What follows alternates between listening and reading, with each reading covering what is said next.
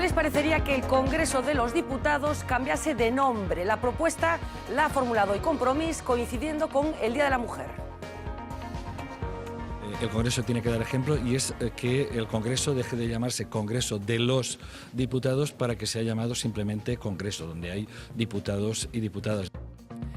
Bueno, pues ha sido una de las curiosidades de la jornada. Hablaremos de ella durante el programa de hoy, un programa intenso con muchos frentes abiertos. Estamos en Vía Uves, martes 8 de marzo.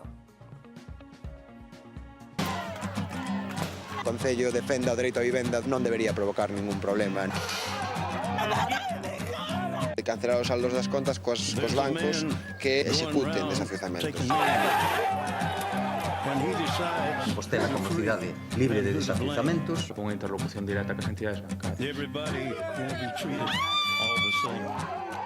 Y de haga que se produzca el desahucio de la vivienda.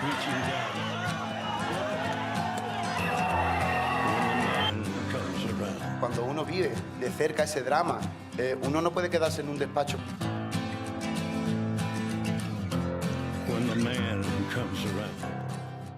Bueno, pues enseguida vamos a tratar de responder a esa pregunta. Siguen produciéndose desahucios en Galicia, en España, pero antes, en la primera parte del programa de esta noche, tenemos el placer de recibir aquí en el plató a la directora de la Escuela Superior de Hostelería de Santiago, de Galicia. ¿Qué tal, Marta? Muy buenas noches. Hola, buenas noches. Marta Fernández, directora, decía, del Centro Superior de Hostelería de Galicia, que es exactamente como se llama. El nombre, sí. Desde hace poquitos meses, un centro ya de referencia, 20 años, cumplía más o menos el año pasado. Tú tienes un currículum vinculado de alguna manera a este mundo, pero como decía, desde hace poquitos meses en este Centro Superior de Hostelería. Para tu currículum, para ti personalmente, profesionalmente, ¿qué supone en estos momentos ser la directora de este centro y que, como decía, se ha convertido en todo un referente de un sector emergente? Bueno, por supuesto, a priori un gran reto que afronto con un gran sentido de la responsabilidad, lógicamente, y con mucha ilusión. Y ahora lo que quiero es aportar mi granito de arena para que afronte, siendo un referente, creo que pueda afrontar una nueva etapa, quizá abrirse más al público y, bueno, afrontar nuevos retos que creo que nos interesa hacerlo. Describirnos un poco cómo es este centro. Nacía, como decíamos, hace 20 años, la primera promoción salía, como decíamos, más o menos hace 2 décadas. Es una apuesta de la Xunta que quiere profesionalizar, de alguna manera, el sector de la hostelería. ¿Qué ha pasado en estos 20 años, Marta? En estos momentos, ¿cuál es el perfil de los alumnos de la escuela y qué es lo que hacéis en este centro? Bueno, pues como bien comentabas tú, el centro nace con el objetivo de alcanzar la excelencia turística en Galicia. Entonces eso pasa necesariamente por la formación, ¿no? Tenemos que capacitar al sector. Entonces esto es lo que hacemos en el Centro Superior de Hostelería. Tenemos 2 formaciones fundamentales. Está por un lado el Diploma Superior de Gestión Hotelera y el segundo título, que sería el Certificado en Elaboración y Gestión de Cocina. Me gusta definirnos, ¿no?, como una escuela de negocios orientada a la hostelería. Entonces, ¿qué hemos hecho en estos 20 años? Pues hemos nutrido al mercado y exportado valor desde Galicia. Pues tenemos 2.500 egresados que están ejerciendo a día de hoy cargos de responsabilidad en todo el mundo. Sí, después vamos a tener ocasión de ver ese mapa que se publicaba en las páginas de La Voz de Galicia este fin de semana y que es apabullante. No creo que haya muchos centros de formación que sean capaces de presumir de haber colocado a sus alumnos en tantos lugares y tan diversos, porque puede haber gente que se equivoque en relación con lo que se hace en un centro de estas características. Yo hoy, preparando la entrevista y repasando el plan de estudios, bueno, pues es una cosa muy seria. Que es una escuela de negocios. Exactamente, se parece mucho más a una escuela de negocios que a la idea que pueda tener la gente de una escuela de cocina. No tiene nada que ver, ¿no?, con esa idea tradicional de una escuela de cocina. Es una escuela de negocios más bien. ¿Qué aprenden los alumnos? A ver, los alumnos, digamos que el programa académico se estructura en distintas fases, ¿no? El primer año estaría más dedicado a lo que sería la operativa, por un lado servicios y cocina, segundo año ya más alojamientos y tercer y cuarto año fundamentalmente gestión. De hecho, en el programa el 40% del peso en materias es de materias de gestión. Claro. Idiomas también aprenden pues, en torno a un 12%. Una lengua principal, que sería obligatoria, el inglés, y una segunda lengua. Bien, ¿qué queremos? Formar ese perfil de gestor con conocimiento en operativa, de modo que, habiendo pasado por el terreno, teniendo esa experiencia, ¿no?, en sus propias carnes, pueda gestionar correctamente un hotel, ¿no? De hecho, una de las características que nos diferencia es que tenemos una metodología teórico-práctica. Entonces combinamos lo que son las clases teóricas con las prácticas en el propio centro, De hecho, el primer año hay una semana de teoría, una semana de prácticas. Es como eso, aplicación inmediata de los conocimientos. No caéis en ese error de muchos centros, que es mucha teoría y la práctica queda para cuando Está te pongas a trabajar. orientada la ¿no? practicidad a aprender experimentando. Es un poquito el leitmotiv de la escuela. Marta, ¿cómo son los alumnos? ¿Qué tipo de alumnos? Porque cada uno puede tener una experiencia acumulada en relación con este centro, una idea de quiénes estudian en el centro, pero cuéntame tú, ¿de dónde vienen? Habrá perfiles muy diferentes, supongo. Hay alumnos de todo tipo. En diploma superior, que digamos que el modelo es muy similar a un grado, ¿Sí? De hecho 4 años de duración, a nivel de créditos es prácticamente lo mismo y demás, generalmente accede estudiantes de bachillerato, ¿no? Completan sus pruebas de acceso a la universidad y acceden a nuestro centro. Entonces ahí suele ser un perfil de alumno muy variado, pero de una edad de 18 años aproximadamente y demás. Todos ellos suelen coincidir en que les gustan los idiomas, les gusta la hostelería y en principio vienen con ganas de conocer, ¿no? Y desarrollar su labor, su profesión en todo el mundo. Entonces ese es un perfil característico de nuestro centro. Y en el certificado de cocina pues ya es más variopinto. Hay alumnos de 18 años, también hay alumnos que retornan, pues a lo mejor han estado en el mercado laboral y se reincorporan a la formación para una mejora. Bueno, es más variado, digamos. Hay mucha tradición familiar. La hostelería, por lo menos aquí en Galicia, ha estado tradicionalmente vinculada a negocios familiares y yo no sé si se ha producido un salto cualitativo de negocios familiares en los que un hijo en la edad de estudiar decide profesionalizar ese negocio familiar y acabar en un centro como este. Sí. ¿Existe ese perfil también? Existe ese perfil y existe el que no tiene ningún tipo de vínculo previo con la hostelería. También existe, de hecho este año me hizo mucha gracia porque entrevisté en las pruebas de acceso a una chica que tuvo que convencer a los padres de que quería estudiar hostelería, ¿no? Porque pues la veían en otro tipo de carrera. Porque sigue habiendo un cierto resquemor o esto ha cambiado como consecuencia de este boom de la cocina, que enseguida vamos a hablar de él también, pero yo no sé si sigue habiendo personas que creen que se acaba la hostelería cuando no se sabe muy bien qué hacer en otros ámbitos. Es una profesión y nosotros yo creo que vamos más allá. Es decir, formamos hosteleros pero a gestores. Entonces, pues bueno, hay que dignificar esa profesión porque es una profesión que contribuye mucho, ¿no? Tanto al sector turístico como a la riqueza de un país. Es una puerta abierta a promocionar un territorio, con lo cual creo que debemos profesionalizarlo. Y sobre todo, en cuanto comentemos el índice de empleabilidad de estos estudios, bueno, pues a lo mejor hay mucha gente que empieza a darse cuenta de la importancia de lo que estamos hablando. Vamos a seguir hablando con Marta, pero hoy nos abríais las puertas de este centro que está a las afueras de Santiago, en un sitio maravilloso, unas instalaciones espectaculares, no solamente las que tienen que ver con la formación, sino unas buenas instalaciones deportivas. Bueno, el sitio merece muchísimo la pena. Nuestra compañera Mila Méndez ha hecho ese recorrido amablemente recibida por todos tus compañeros. Así que vamos a ver la primera parte de esa visita que, como decía, hacíamos hoy por la mañana. Se puede decir que uno de los objetivos de un buen servicio es pasar desapercibido. Sin embargo, detrás hay mucho trabajo. Aquí en el Centro Superior de Hostelería de Galicia se forman al año en torno a unos 400 alumnos. Vamos a conocerlo por dentro. Hola, buenos días, Mila. Bienvenidos al Centro Superior de Hostelería de Galicia. Voy hasta afuera, ya te digo, hay muchos puestos de trabajo dentro de lo que es la hotelería. Si optamos por el diploma superior en gestión hotelera son 4 años. Si optamos por la opción de cocina, el certificado de elaboración y gestión en cocina, son 2 años. El 70% de la formación en primero y segundo es totalmente práctico. Es la cafetería del Centro de Hostelería, que además creo que los que están atendiendo ahora mismo son alumnos del propio centro. Vamos a ver cómo lo hacen. ¿Un café con leche puede ser? Gracias. ¿Qué estás estudiando? Dirección de hoteles. Te viene la gente, te agobia como si fuese, pues eso, trabajar en la vida real y lo sientes. ¿Y qué tal lo hacen? Bien, bastante bien. ¿Muy apurado? Ahora mismo sí. Es un momento muy apurado. Pues el front y el back. Y el back es otro mundo, ¿no? Sí, completamente diferente. ¿Entiendes todo el trabajo que hay detrás? Cuando vamos a un hotel o a un restaurante siempre parece que todo fluye con mucha facilidad, pero lo cierto es que detrás también hay mucho trabajo y mucha teoría. Por ejemplo, ahora vamos a ver cómo es una clase de contabilidad. Para ser buenos gestores ellos tienen que pasar por todos los puestos que hay en un hotel.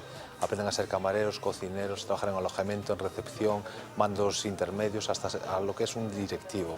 Tienen que tener criterio, porque mandar manda cualquiera, pero mandar con criterio es distinto.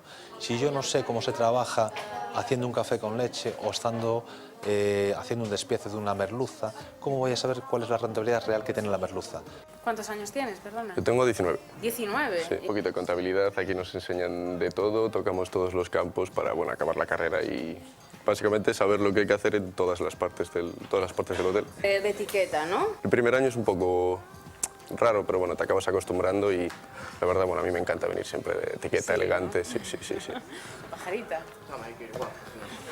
Me gustan mucho los idiomas, me gusta mucho hablar con la gente, disfruten de mi hotel y que sobre todo que disfruten de las vacaciones que nos encargamos nosotros de proporcionárselas. Estuve en Bruselas, en Bélgica. El hotel me trató muy bien. Es mucho trabajo, los horarios son duros, ahí la carga de trabajo a veces es importante, pero bueno, es bastante satisfactorio, la verdad. Soy el primero de la familia en meterme en esta rama y la verdad muy contento. Pasa gente que después termina en cualquier parte del mundo. Tenemos a los alumnos en todos los continentes, menos en la Antártida, por supuesto. Pero llegarán. Bueno, si el calentamiento global lo permite, a la gente pues irá de vacaciones también allá, pero tenemos gente, o sea, antiguos alumnos trabajando en puestos directivos en todo el mundo, es cierto. Hola, buenos días. Vengo aquí porque creo que se está haciendo una entrevista. Lo que estamos haciendo en este momento es una, digamos, selección de alumnos para el periodo de prácticas del 2016. Y te puedes guiar tú también en lo que más te gusta, lo que menos te gusta. Que haya suerte entonces para las dos partes. Muy bien, gracias. A ver si le damos suerte. Bueno, enseguida vamos a visitar la cocina también de este centro. Estábamos viendo a los alumnos con los que hablaba Milá Méndez. Vemos que hay un uniforme, digamos, para ir a clases que llama la atención cuando se visita la página del centro. Efectivamente, los alumnos, los chicos tienen que ir con traje y corbata y las chicas tienen que ir con una vestimenta determinada también. Y con americana, necesariamente, las chicas también. Esto puede llamar la atención en un momento en el que, bueno, los códigos del vestir han saltado por los aires, incluido en el Congreso de los Diputados. ¿Cuál es la justificación de este uniforme, Marta? A ver, nosotros tenemos un reglamento interno en el que se recogen aspectos como este, ¿no? La necesidad de vestir, pues, en la forma en la que vas a tener que vestir cuando trabajes. Digamos que es un protocolo que queremos establecer desde el principio, que valora mucho el sector. Es decir, es un protocolo tanto en vestimenta como en trato. Nosotros nos tratamos de usted. Y los alumnos entre sí, con el profesorado y los profesores, entre los profesores también. Entonces, es una norma de conducta. Claro, educarse en eso, aunque después eso salte por los aires, porque después cada uno puede hacer, una vez que se ponga a trabajar, el código puede ir por otro lado. Pero estar educados en eso. Son chavales muy jóvenes, lo veíamos, Milá hablaba con bueno, pues un joven de 19 años que probablemente en su vida diaria se relacionan de otra manera. ¿Cómo aceptan esa inversión en un código que es el que nos acabas de decir? Pues muy bien. Yo la verdad es que estoy impresionada, como decías antes, llevo desde octubre, ¿no? Y me extraña el nivel de madurez que tienen estos chicos, porque son chicos muy jóvenes todavía, y expresan esa madurez que no es habitual a esas edades, y luego pues asumen muy bien todas las directrices que se establecen desde el centro, y creo que es importante, creo que es muy importante. Decías también, no es una escuela elitista, porque puede haber gente que nos esté viendo y que diga, bueno, pues con estas instalaciones, con esta capacidad de tener entrevistas de trabajo mientras está estudiando, lo veíamos ahí también, ¿cuánto me va a costar que el niño vaya al Centro Superior de Hostelería de Galicia? Cuéntanos, Marta, ¿es una escuela elitista?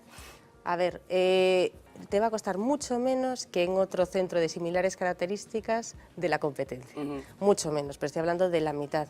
¿Qué pasa? Nuestra matrícula, en el caso de Diploma Superior de Gestión Hotelera, ronda los 7.500 euros y en el certificado de cocina 6.800 aproximadamente. Bueno, lo que hay es caro, hay que valorar lo que ofrecemos. Claro. ¿Qué ofrecemos? Trabajamos en grupos muy pequeños, grupos en clases de teoría en torno a 25 alumnos. En prácticas estamos trabajando con grupos de 6, 9 meses de formación, prácticas en empresa todos los años. Gestionamos cada año 400 prácticas en empresas y luego lo mejor de todo, cuando concluyes tu formación tienes un 85%. Eso iba a hablar, 85% de posibilidades de emplearte en un periodo de tiempo muy corto, además. Casi la mayoría o muchos de ellos consiguen ese contrato de trabajo o formalizarlo ya en el último año. Bueno, estamos hablando de esas cantidades, pero también aclarar que en realidad el coste por alumno es superior, está subvencionada de alguna manera esta formación. A ver, el coste por alumno, y me estoy refiriendo a gastos corrientes. se torna a 10.000 euros. Pero claro, nosotros somos un centro público, entonces todo el gasto de infraestructuras y demás no lo estamos contabilizando en esto. ¿Por qué tenemos las instalaciones que tenemos y podemos permitirnos salir al mercado con estos precios? Porque somos un centro público. Vale. Bueno, hablábamos de la competencia también, y yo no me quiero referir a la competencia, pero sí a esa otra red de centros, de escuelas de hostelería vinculados a un grado anterior, que yo no sé qué tipo de relación tenéis establecidas con ellas. ¿Colaboráis de alguna manera? Hoy mismo, bueno, tenemos muy buena relación, somos realidades diferentes, pero cada una en su ámbito. Hoy mismo los alumnos del Centro Superior de Hostelería están compitiendo en un concurso en Lamas de Abade. Es decir, una relación estupenda, como no puede ser de otra forma.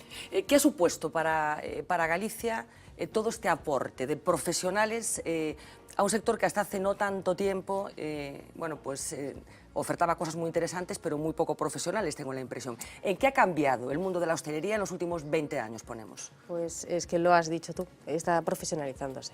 Yo creo que están brotando ahora o surgiendo nuevos negocios con un grado de profesionalización muy superior a lo que había antes. Galicia siempre se escudó, en el caso de la restauración, en un producto fantástico y se creía que con eso era suficiente y no es suficiente. No es suficiente y ahora estamos camino, no hemos llegado a donde tenemos que llegar, pero estamos camino de esa excelencia que todos perseguimos y que yo creo que Galicia puede tener. Vamos a seguir con la visita, porque como decía, hay otra zona que probablemente la gente se preguntará o que me despierta una curiosidad mayor como consecuencia del momento que estamos viviendo, que es la cocina. Mila ha estado también en los fogones y se ha encontrado todo esto. Nos metemos ahora en el meollo de la cocina, están con una clase para aprender a cocinar la merluza. Vamos a estar en silencio porque están bastante atentos.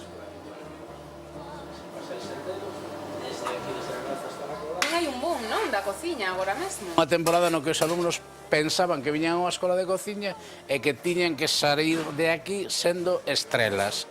É verdade que hoxe os alumnos veñen un pouco máis conscientes de que nunha escola de cociña o que se aprende son cousas moi básicas. Nos damos unhas ferramentas para convertirlos en cociñeiros, despois convertirse en eso que todos coñecemos como estrelas, requiren moitísimo máis traballo que os 2 anos de formación. A inserción laboral do alumno é tan elevada que é o que provoca o noso boom. Algún dos componentes do Grupo 9 é antigo alumno e as plantillas do Grupo 9 me consta que se nutren fundamentalmente de alumnos nosos. Estou facendo agora mesmo, porque cada un ten a súa función. Bueno, nesta práctica específica elaboramos os platos hasta o punto concreto no que temos que paralos e esperar a que por medio da comanda, que é o documento que nos dá a sala, pois o pido ao cliente, terminemos de elaboralos. Se seguimos por aquí, eles están empezando a procesar o pescado que, como dixemos antes, acaba de chegar. Formalos un pouco no respeto ao produto autóctono. Para que nos hagamos una idea de lo mucho que trabajan aquí, al día salen de esta cocina unos 400 platos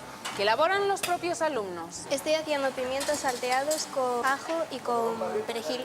400 platos al día son mucho trabajo. Al principio estás así nervioso y tal, pero luego ya le coges el tranquillo y ya lo haces con más soltura. Estamos haciendo unas crepes Suzette. Vienen hechas de cocina ya y después hacemos una reducción de alcoholes con zumo, un poquito de mantequilla y azúcar. Todos tenemos sueños, pero de momento trabajar.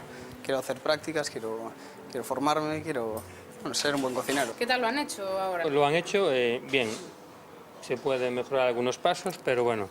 ¿Es tan duro como los chefs que vemos en los programas? Prefiero no opinar. Los concursos de cocina me gusta la forma que tratan a las personas. Es interesante grabar también la cara de Hugo. Perfecto, ¿verdad? Así. Bueno, un centro exigente en el que hay que trabajar mucho, hay que currar mucho. Una de las cosas que ponéis en la página web del centro es que dedicarse a la hostelería no es tarea sencilla, por muchos motivos, por los horarios, porque se trata de trabajar cuando el resto de las personas se lo están pasando bien y supongo que, no sé si hay mucho índice de fracaso una vez que se empieza a trabajar, pero es un mundo complicado y duro, ¿no? Que requiere muchos esfuerzos, incluso personales, ¿no, Marta? Eso lo enseñamos ya en la escuela. De hecho, como comentaba antes, los alumnos que ingresan en el centro saben que que por 4 años no tienen vacaciones.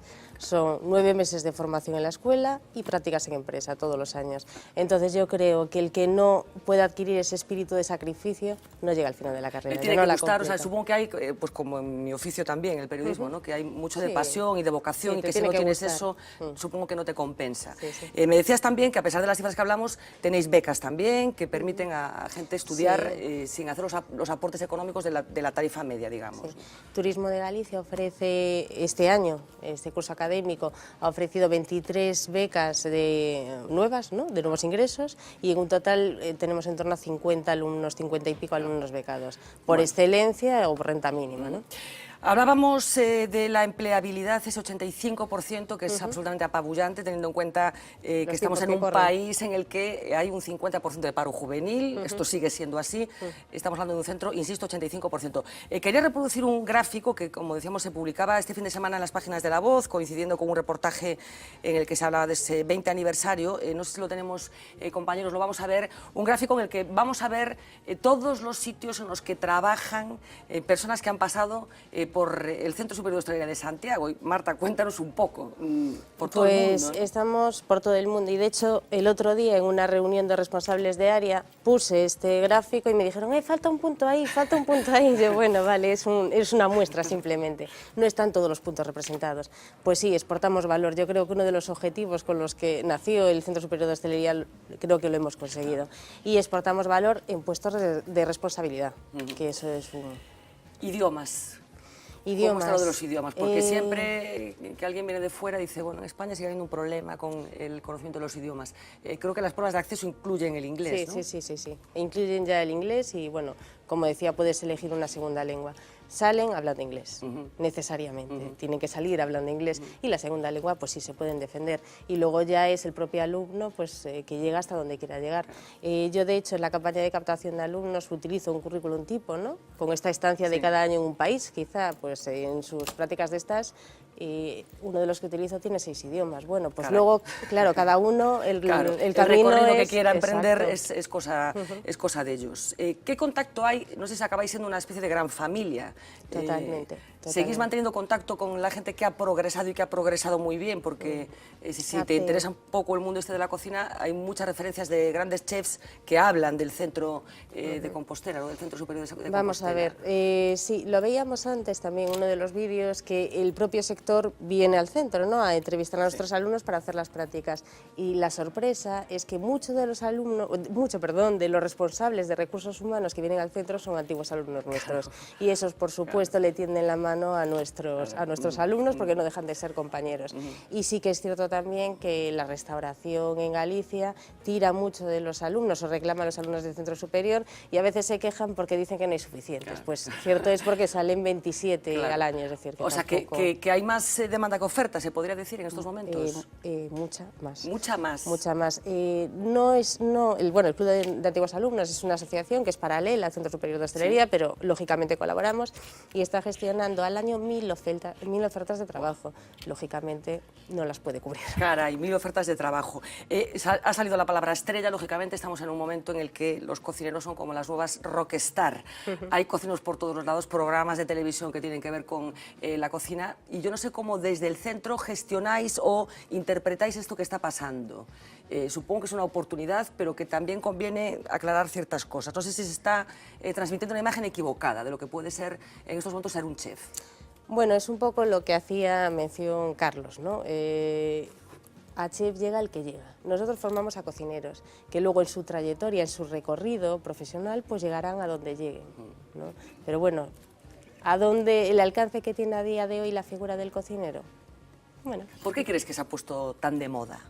Pues me imagino que influirá en gran medida la televisión, algo tiene que ver, ¿no? Sí, bueno, pero la tele supongo que también se fija en algo que cree que tiene posibilidades de interesar a mucha gente. Y que es muy atractivo, realmente es muy atractivo, y creo que todos comemos, a todos nos gusta la gastronomía, o es algo habitual, entonces ¿por qué no nos van a gustar los cocineros? Mujeres, ¿cuál es el porcentaje? Yo no sé si sigue siendo una profesión... Estamos en torno al 50%, además fue una consulta que hice hoy, porque siendo el día que es, ¿no? Quería... y estamos en torno al 50%. Pues desde fuera podría dar una impresión equivocada, ¿no? De que hay menos mujeres que hombres, ¿o no? No. Hacemos un la recorrido por las imágenes y no, realmente estamos al 50%. Marta, futuro, ¿qué quieres hacer con la escuela a partir de ahora? Decíamos que llegaste hace unos poquitos meses. ¿En qué quieres convertir eso y qué posibilidades hay incluso dentro de Galicia?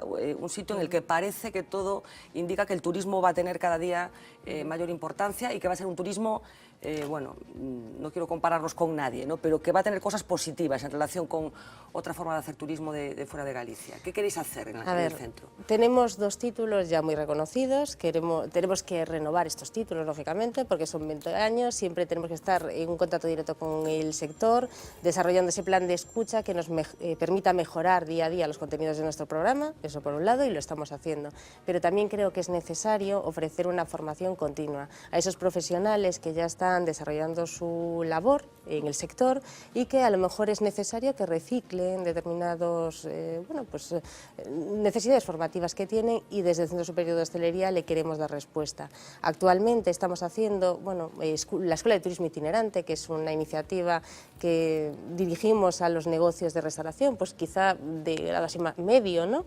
Y con contenidos muy básicos, es gratuito, como decía, pero ahora queremos dar un paso más y queremos ampliar un poco la cartera de programas académicos que oferta el Centro Superior de Hostelería. Yo no sé si tenéis algún referente, sé que cuando empezó el centro, pues estaba siendo asesorado desde Lausanne, y hay un territorio aquí en el Estado español que cuando se habla de hostelería y se habla de comida, pues viene a la mente de todos, que es Euskadi, con ese Basque Culinary Center que se acaba de inaugurar hace no mucho tiempo, con esa pretensión de convertir en un estudio universitario reglado todo lo que tiene que ver con este mundo. ¿Sigue siendo un referente Euskadi?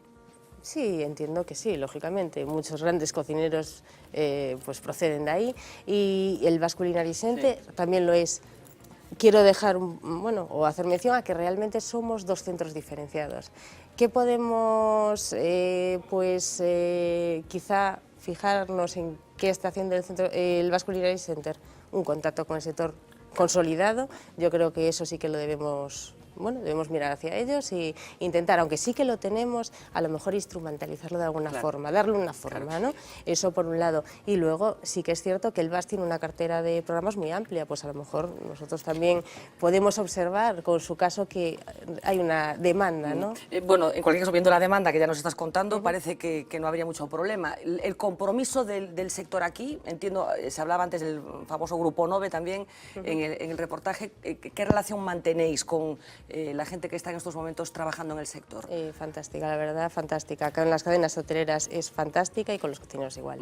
De hecho, desde la escuela desarrollamos muchas actividades. Por ejemplo, hace poco, la campaña de promoción previa a las entregas de las estrellas Michelin aquí en Galicia, la hizo el Centro Superior de Hostelería. El sector, los profesionales del sector vienen al centro a dar talleres de formación a nuestros alumnos, como no puede ser de otra forma, y colaboramos con ellos en muchas iniciativas. ¿Cómo ha cambiado esto, Marta? Sí, si hubiéramos mirado por un agujerito hace 40 años y por otro agujerito ahora, estamos hablando de otro mundo distinto. Totalmente, ¿no? Nada que ver. La calidad del producto siempre por el medio, pero nada que ver. Pues muchísimas gracias, Marta Fernández, directora del Centro Superior de Hostelería. Os volveremos a molestar, porque es un sitio al que nos gusta ir. Una de las grandes revoluciones económicas que se han producido, yo creo, en Galicia en los últimos años tiene que ver con esto. No sé si estás de acuerdo conmigo. Sí, yo creo que sí. De hecho, el segundo motivo para que la gente visite, el turista visite Galicia, es la gastronomía. Ahí la tenemos. Tendremos que hacer algo. Muchísimas gracias, Marta, de verdad. Gracias. Un auténtico placer que nos hayas acompañado. Gracias. Bueno, vamos a continuar porque teníamos la pretensión hoy de recuperar un asunto del que hemos hablado muchísimo en los últimos años. Estamos hablando de los desahucios. Ese proceso al que se tiene que enfrentar desgraciadamente mucha gente. Decía que hablamos mucho durante los años más duros de la crisis económica y queríamos saber qué ha pasado con esas personas que de alguna manera han desaparecido, por lo menos no están con la misma intensidad en los medios de comunicación, así que queríamos hablar con una persona a la que ya hemos recurrido en el pasado, que sabe mucho de qué estamos hablando y que de alguna manera lo sufre en propias carnes también. Ángel Garmendia, muy buenas noches. Buenas noches. ¿Sigue hablando de desahucios?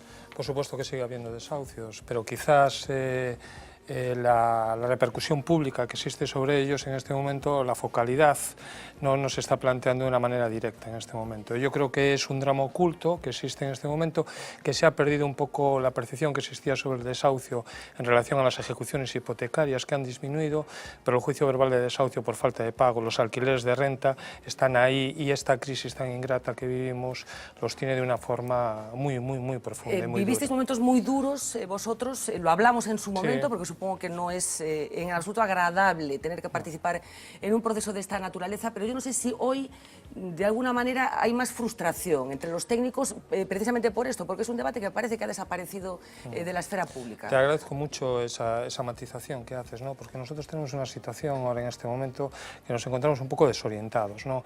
Ha habido últimamente pues, declaraciones grandilocuentes en relación a, por ejemplo, que desaparecían los desahucios, que había esa voluntad de trabajar directamente para la desaparición de los mismos, y nos encontramos que no se están adoptando medidas, que son declaraciones de buenas intenciones, pero no se da un paso más. Entonces, nosotros esperábamos que se pusieran en contacto con nosotros, que se acercaran a nosotros y hablaran con nosotros para que supieran también directamente que los que estamos en primera línea conociendo este drama también podemos aportar soluciones. Pero no habéis tenido ningún contacto, tú trabajas en Coruña, por ejemplo, con el Ayuntamiento de A Coruña. No, directo, yo lo que tengo conocimiento es a través de los medios de comunicación, directamente, que a través de informaciones que sacó concretamente el periódico La Voz de Galicia en un momento determinado, poniendo de manifiesto el número de desahucios que existían y que se seguían manteniendo, encendiendo el foco sobre esta realidad, pues la concejal de Servicios Sociales del Ayuntamiento de Coruña tuvo una reunión con el decano de los Juegos de Coruña, pero anteriormente no había habido nada, es decir, estábamos funcionando con un protocolo que yo entiendo que está absolutamente desfasado. Superado. Bueno, Ángel, vamos a continuar hablando, pero efectivamente, como yo creo que lo mejor en estos casos es aportar datos de una situación que queremos volver a poner encima de la mesa. Pablo Carballo, muy buenas noches. Hola, buenas noches. Ha estado pendiente de toda esta peripecia, volviendo un poco la vista atrás, de cuándo los desahucios llegaron a nuestras vidas. Vamos a recordar y vamos a venir al presente, también para hablar de esa evolución de datos a la que hacía referencia Carlos. Bueno, muchas imágenes, especialmente 2012-2014, Ángel, ¿no? 2012-2014, está diciendo yo Carlos, no. En 2012 y 2014, los años más duros, ¿no? Más críticos con los desahucios. Vamos a recordar algunas imágenes, ¿no? Que fuimos viviendo aquí mismo, en el plató de Villaúve.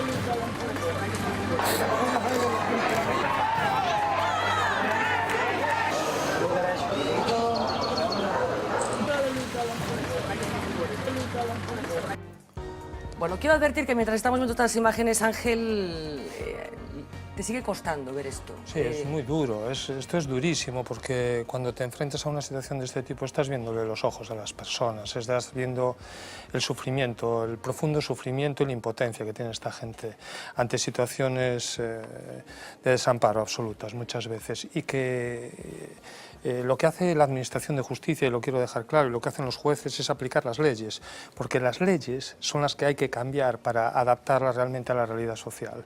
Los jueces y los funcionarios trabajamos con ese instrumento legal que nos ponen encima de las manos, y los que legislan son los políticos, que son los que tienen que adaptar las leyes a la realidad, porque eso es lo que existe. Pero ¿tienes la sensación, Ángel, de que de alguna manera bueno, pues el legislador, los políticos, bueno, se han lavado las manos y os han dejado esta papeleta a vosotros, los que estáis bueno, con el día a día del drama, desde el servicio de notificaciones embargo, los que os encontráis con los expedientes y tenéis que aplicar la ley? ¿Tenéis la sensación de que os han dicho, bueno, esto es un problema vuestro, apañaos?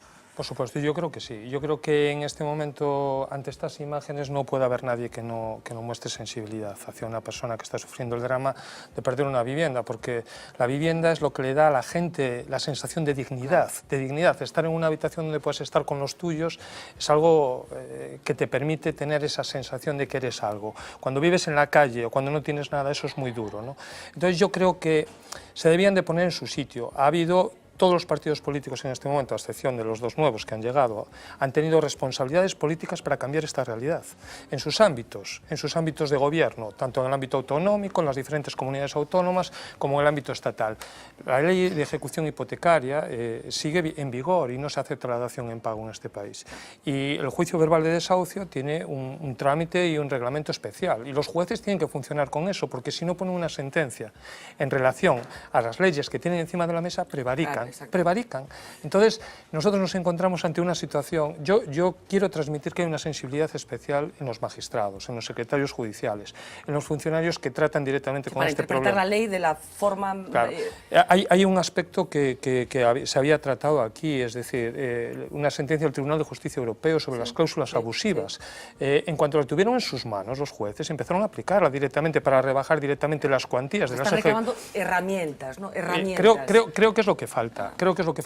Y luego, comunicación directa con los profesionales del mundo de la justicia para buscar salidas. Y yo creo que las hay. Es decir, sobre todo en los juicios de verbales de desahucio, por ejemplo, en los arrendamientos, creo que hay alternativas posibles y trabajando con Luego ellos. te voy a preguntar por esas alternativas, pero vamos a seguir conociendo datos. Venga, Pablo. Vamos a seguir echando la vista atrás. Hablaba ahora Ángel de alquileres, ejecuciones hipotecarias. Son casos distintos.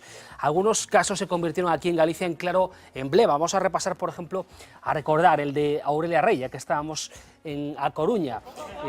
Es una octogenaria que permanecía alquilada con renta antigua desde hacía 3 décadas en el centro de A Coruña, denunciada por el propietario por el impago de 2 recibos del alquiler. Su desahucio estaba previsto para el 18 de febrero del 2013. Sucesivas movilizaciones con plataformas, vecinos y, como ven, políticos. Incluso la convirtieron en un símbolo. Aurelia acabó realojada por el Instituto Galego de Vivenda e Solo. Aunque uno de los casos más impactantes, sin duda, lo vivíamos en Arins, muy cerca de Santiago de Compostela, en septiembre del 2014. Es que no es aflojar, es que hay que echarlo. Bien, pero por las malas, así de claro. Por las malas. Me parece lamentable esa decisión. Eu sinto moito, pero estou moi presionado.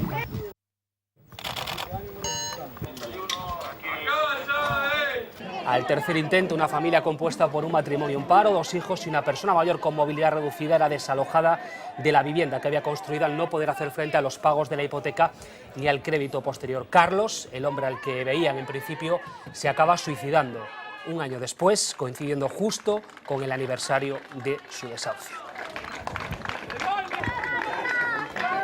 Los desahucios se convierten en un problema grave social, pero sobre todo con un gran altavoz.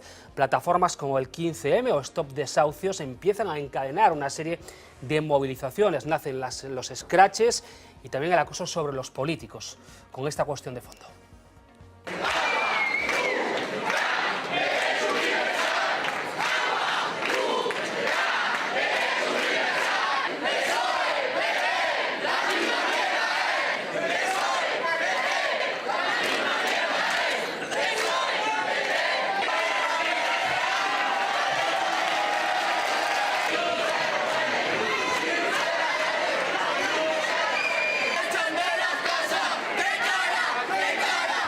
Era el año 2013. Al final Rubalcaba no pudo dar esa conferencia en Granada. Entre las cabezas visibles de ese movimiento, Ada Colau, la entonces portavoz de la plataforma de afectados por las hipotecas. Colau llega a enfrentarse en el Congreso, en una comisión de economía, al secretario general de la Asociación de Banca Española, de esta forma que van a ver. Al representante de las entidades financieras que acaba de intervenir y nos ha dicho que la legislación española era estupenda. Decir eso cuando hay personas que se están quitando la vida como consecuencia de esta criminal ley, les aseguro que no le he tirado un zapato a este señor porque creía que era importante quedarme aquí para decirles lo que les estoy diciendo. Pero este señor es un criminal. Y como tal deberían ustedes tratarle. No es un experto. Los representantes de las entidades financieras han causado este problema. Colau acabará en política como candidata a la alcaldesa de Barcelona y precisamente acabar con los desahucios. Se convierte en uno de los pilares de su programa electoral, no solo el suyo. Los ya denominados alcaldes del cambio lo llevan como promesa. Ahí lo ven, en esa reunión mantenida el 4 de septiembre, convocados por la propia Colau en Barcelona y en la que hablan de desahucios, aquellos que provienen de candidaturas de confluencia tras la irrupción de Podemos. Ya como alcaldes mantienen esa pretensión, esa promesa. Cancelar os saldos das contas cos bancos que executen desafiuzamentos. Que o Concello defenda o dereito a vivenda dos seus veciños e veciñas non debería provocar ningún problema nin xurídico nin de outro tipo. A declarar Compostela como cidade libre de desafiuzamentos. Con unha interlocución directa cas entidades bancarias. El que haya una oficina de mediación que impida que se produzca el desahucio de la vivienda que esas personas están ocupando cuando se trate de un crédito hipotecario. Cuando uno ha estado en desahucio, cuando uno vive de cerca ese drama y mira a los ojos a la gente que sale con las maletas, dejando su casa atrás, uno no puede quedarse en un despacho cuando... La propia Colau se estrena como alcaldesa de Barcelona acudiendo precisamente a dos desahucios el primer día, pero no siempre la pretensión acaba casando con la realidad, y como ejemplo este que vamos a ver.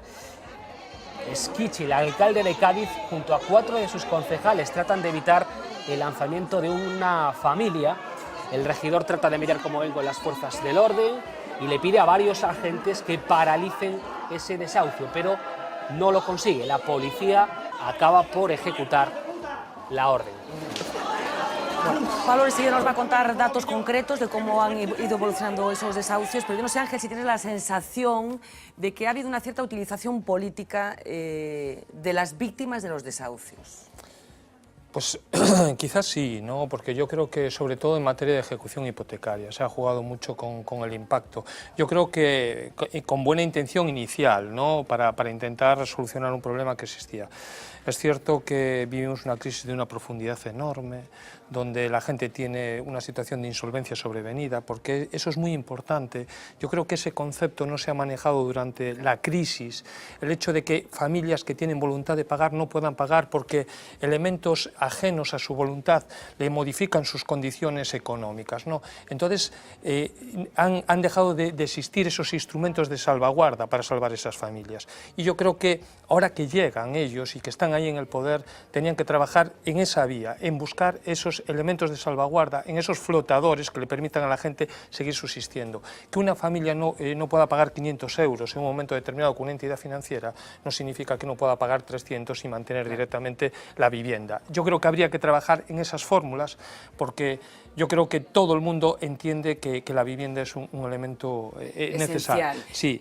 Dime. Yo no sé si desde los ayuntamientos, vimos toda la campaña de las elecciones municipales con un argumento muy claro encima de la mesa por parte de los nuevos alcaldes, entre comillas, que tenía que ver con los desahucios. Desde un ayuntamiento, Ángel, ¿se pueden hacer cosas o estamos hablando de una instancia superior? Hablamos antes de las leyes sabemos dónde se aprueban, que es en los parlamentos. ¿Un ayuntamiento puede evitar que en una ciudad como Coruña, como Vigo, como Ourense, haya desahucios? Evitar totalmente que haya desahucios es imposible. ¿Por qué? Porque mientras esté esta crisis donde haya esa insolvencia y la gente no pueda tener recursos económicos para poder afrontar el pago de un alquiler o una hipoteca, van a existir, porque tanto la entidad financiera como el particular va a exigir que se cumpla ese contrato que está en vigor. Yo creo que hay un elemento que se podía utilizar y no se utiliza. La alcaldesa de Madrid hablaba de la mediación, pero ella habla de la mediación en el momento que se está produciendo el desahucio. Yo hablo de una mediación anterior. Por ejemplo, eso lo comentamos entre los compañeros que trabajamos allí. Voy a poner un ejemplo para que lo entiendan todos los telespectadores. Cuando se produce un impago de alquiler, el primer mes que se produce el impago, si hay una sumisión expresa dentro del contrato de arrendamiento donde las partes se someten directamente a una mediación previa antes de presentar la demanda en el juzgado, se puede solucionar el problema, porque a lo mejor el impago son 300 euros, no son 2.500, y eso lo puede afrontar un servicio social. O directamente se pueden buscar fórmulas para buscar un realojo o buscarle a la familia una solución a su problema. Pero cuando entra en el juzgado directamente, yo quiero que la gente visualice esto.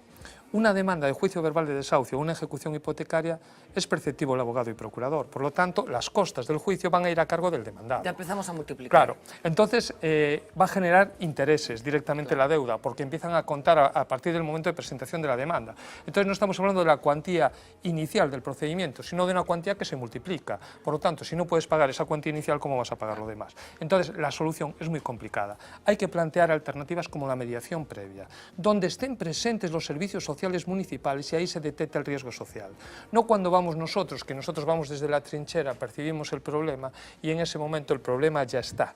¿Y esta mediación no tenéis noticia de que se haya puesto en marcha? No, no se ha puesto en marcha y yo creo que tienen que escuchar a los que, claro, a los que estáis conocen. trabajando. Yo creo que si hay que arreglar un armario en una casa, tiene que ir un ebanista. Si hay que arreglar un grifo, tiene que ir un fontanero. Y si te duele la cabeza, vas al médico. Y por favor, yo entiendo que hay profesionales del mundo de la justicia, como letrados, que tienen puestos de concejales o que tienen puestos de diputados, o algunos, por ejemplo, que tienen puestos de ministros, incluso, que son profesionales del mundo de la justicia. Pero esto es un tema muy concreto, que hay que conocer realmente cuál es el problema y buscarle soluciones. Ángel, déjame, porque decía que Pablo tiene datos concretos de cómo ha evolucionado el asunto de los desahucios y esa sensación que comentábamos antes de que ha desaparecido como del foco de la actualidad, para que veamos que sigue habiendo gente que está en el lado oscuro y que nadie está mirando para ellos en estos momentos.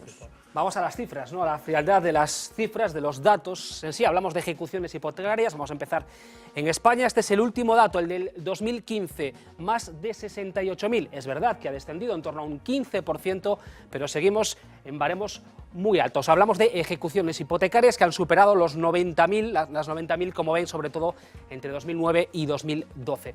De ejecuciones hipotecarias a lanzamientos, desahucios practicados en 2015, más de 67.000 en el conjunto de España, apenas un 1% menos que el año anterior. De ellos, el 53% provienen de incumplimiento de alquileres, son más de 35.000. El 43%, casi 30.000, ejecuciones hipotecarias.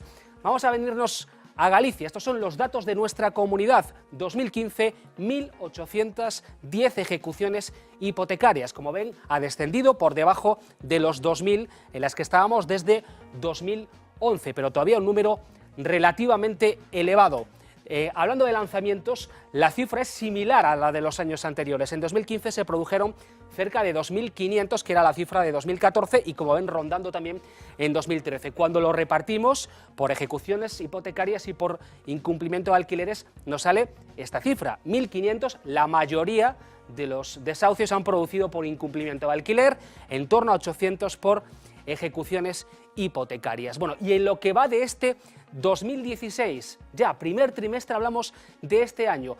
Previsión de lanzamiento según los jueces. En Vigo, en torno a 150, nos mantenemos en cifras similares a las del año pasado. En A Coruña, 121, ha subido un 20%, la gran mayoría son incumplimientos de alquileres. Y en Ourense, 29 cifrados para este primer trimestre, también en cifras similares a las del pasado año. Por cierto, que A Coruña ha anunciado la publicación de unos folletos informativos para dirigir a los afectados, en los que va a explicar a qué instancias puede dirigirse o a qué ayudas pueden optar. Y en Vigo lo mejor va a ser visitar directamente el despacho del alcalde, porque Abel Caballero, en una entrevista en un medio nacional, decía no necesitar oficina para los desahuciados, era su propio despacho. Llamo yo al banco, como están leyendo, y los paro, decía el alcalde. No debe ser tan fácil cuando, como ven, hay más de 100 previstos para este primer trimestre. Ángel, la primera pregunta que te quiero hacer, que quieres matizar alguna cosa de los datos que estábamos presentando, ¿por qué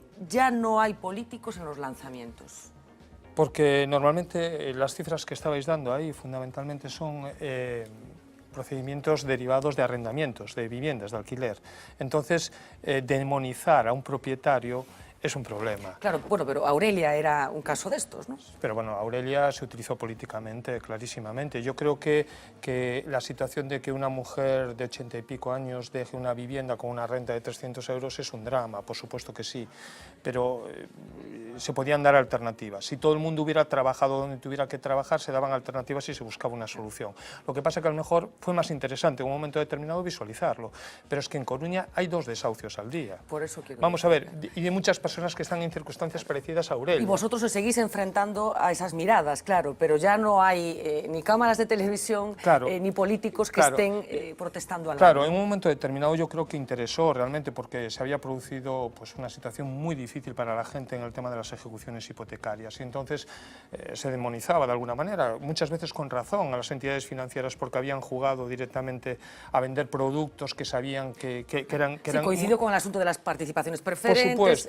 Por supuesto, y yo creo que han jugado mal su papel también las entidades financieras, no han sido flexibles directamente con la gente y no han tenido la sensibilidad suficiente para entender que ese drama existía y que había que buscar alternativas. No se han puesto en la piel de las personas. Y ahí valientemente muchas personas de buena voluntad, como los movimientos sociales, consiguieron visualizar ese problema y ponerlo en el candelero. Pero el drama sigue y funciona. Yo quería comentarte solo una cosa, mira. Los desahucios tienen combustible para que funcione. El combustible es la crisis. Parados de larga duración de más de 50 años, precaristas, gente joven que está trabajando con contratos con una reforma laboral que lo que les incide directamente es a ganar sueldos de 500 euros. Cuando no se los pagan o cuando termina su contrato, son objetivo directamente de un desahucio por falta de pago. Familias monoparentales, esta crisis ha separado un montón de matrimonios. Situaciones de insolvencia del marido que no le pasa la pensión de alimentos a su mujer y que no puede pagar directamente. Eso es lo que tienen que trabajar y resolver. Porque esas son las causas directamente del incendio que se produce y son los desahucios. Cuando vamos nosotros, el incendio ya está. No somos bomberos, somos personas que ejecutamos la ley directamente. Y entonces yo lo que le pido, es decir, que pregunten, que profundicen, que buceen realmente en cuáles son los problemas concretos y que mientras existe esta crisis tan ingrata que aleja al 60% de la población de proyectos vitales normales, para poder tener una trayectoria vital normal, nos vamos a encontrar con esta realidad, por muchos folletos que se entreguen en el juzgado. Que se entreguen después de que sale de esto en un medio de comunicación. Hace unos días explicabas en una columna de opinión en la Voz de Galicia cuál es el perfil en estos momentos de la gente que está siendo desahuciada y claro, advertías que el propietario de esas viviendas suele ser una persona mayor que está complementando su pensión con ese alquiler. Quiero decir, que no estamos hablando de grandes potentados que tienen una red de alquiler multimillonaria que están especulando con esos alquileres. No estamos hablando de ese perfil, ¿no? Puede haber un porcentaje pequeño dentro de los que nosotros manejamos, pero el rentista, como se suele conocer, el rentista, el que tiene 20 pisos y vive de ellos, realmente, por ejemplo, no tiene ese problema. ¿Quién tiene ese problema directamente? Los alquileres que se desahucian en Coruña son entre 250 y 450 euros aproximadamente. Vemos el perfil de la vivienda.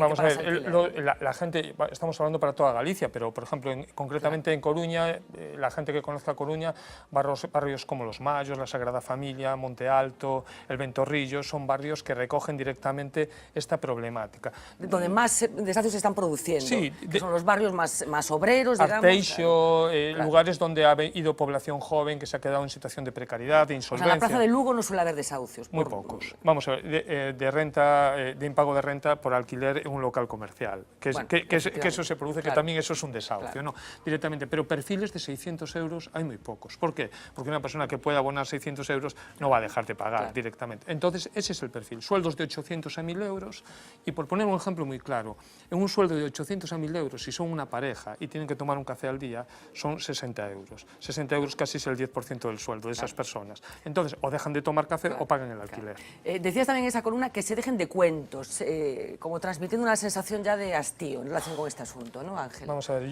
es que yo os agradezco muchísimo la visualización de este problema, porque... No, es que de verdad, que nosotros hablándolo también decimos, es que mira, hemos pasado de estar todos los días hablando de este asunto a que este asunto ha desaparecido, vamos como a ver, si no existiera. Es que realmente el volumen importante que hay ahora mismo en el juzgado, en los juzgados civiles, son reclamaciones de cantidad pequeñas, de 300, 500 euros, que no puede pagar la gente. Hoy en día, haciendo una puntualización sobre las ejecuciones hipotecarias. Mira, Fernando, desde el 2008 no se dan créditos en España. Por lo tanto, todo lo que ha venido ahora mismo de ejecuciones hipotecarias se acabó. Es decir, porque no hay créditos hipotecarios encima de la mesa. Y todo lo que se está ejecutando ahora, en este momento, son reclamaciones que había hecho sobre cláusulas abusivas la gente y que directamente los jueces las han resuelto y ahora nos toca ejecutarlas a nosotros. Pero que vienen de rebote de otros años, porque los bancos han cerrado el crédito desde el 2008 directamente. ¿Dónde ha ido la gente? al alquiler de vivienda, porque el que desahucian directamente de un piso se tiene que ir ahí. Y si te quieres emancipar... Se ha trasladado el problema Pero es un otro drama perfil. oculto, es un drama oculto que existe y es latente y está ahí. Y las llamas directamente de la crisis lo producen. Y existe todos los días, y todos los días se producen desahucios. Y lo que te decía yo, reclamaciones de cantidad de 500, 700, 800, 1000 euros donde embargamos a las personas. Nosotros, partes proporcionales del sueldo, y le estamos retirando 40 y 50 euros al mes. ¿Por qué? Porque, vamos a ver, en este momento pues la gente no tiene capacidad económica para hacer frente a una respuesta de 300 euros al mes. Ángel, ¿qué os dicen estas personas? Cuando tenéis que, por desgracia, ir a un lanzamiento, ¿qué transmiten ellos? Vamos a ver, la gente transmite una sensación de impotencia absoluta, porque no se pueden enfrentar al problema. Saben que se tienen que marchar porque saben que el propietario no es una ONG y no los puede mantener directamente en su vivienda. Se tienen que marchar, pero claro, dicen, ¿a dónde me voy? ¿A qué sitio me voy? ¿Cómo firmo un nuevo contrato de arrendamiento? ¿Y a dónde se van? Pues intentan buscar alquileres que en las ciudades hay, de todos tipos, para buscar una alternativa. Muchas veces la cobertura familiar existe. Pero porque ni siquiera se ha establecido esa red de servicios sociales para atender a la gente que acaba de ser lanzada de su casa. Yo creo que eso es otra labor. El alquiler social se tiene que trabajar, pero de una manera efectiva. Es decir, vamos a ver, tanto con el Sareb. Por eso cuando hablabas tú antes del ayuntamiento, yo creo que se tiene que dejar todo el mundo de colgarse medallas individualmente. Y esto es un trabajo colectivo. Tiene que trabajar la Xunta de Galicia, tiene que trabajar la Diputación, los ayuntamientos y el Gobierno de la Nación. Directamente una negociación global con las entidades financieras a través de Madrid o de Santiago soluciona y desatasca un problema donde hay viviendas. Entonces, ese es el problema, que hay que poner las viviendas encima, ayudar también a los propietarios que tienen viviendas para ver si son capaces, a través de desgravaciones fiscales, ponerlas en un banco de alquiler social y buscar soluciones para darle soluciones habitacionales a las personas.